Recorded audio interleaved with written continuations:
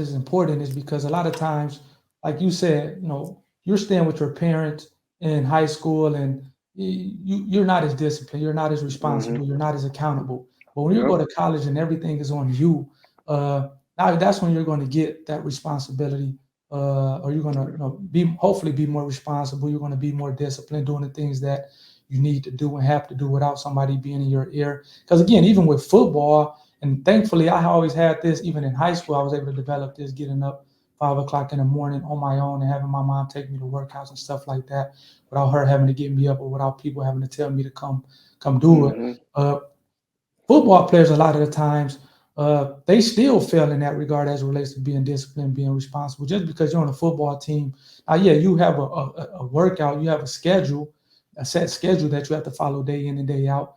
But these a lot of football teams, they have people checking in the rooms with the athletes, or Yep. calling the athletes, making sure they're going to workouts and things like that. Just because they're not as disciplined, or they're not as responsible. Whereas with me, I already had that Right. in high school, but that's something that if I didn't have, and most athletes, they kind of developed in college. You're going to develop some responsibility. You're going to develop some discipline. So I think between discipline, between getting being intentional with your degree path, and I think the third thing is networking. Those are the three things why I think college is important. Yep.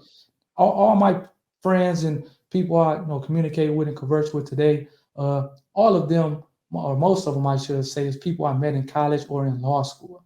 So can you talk about that a little bit as far as the importance of college from a networking perspective?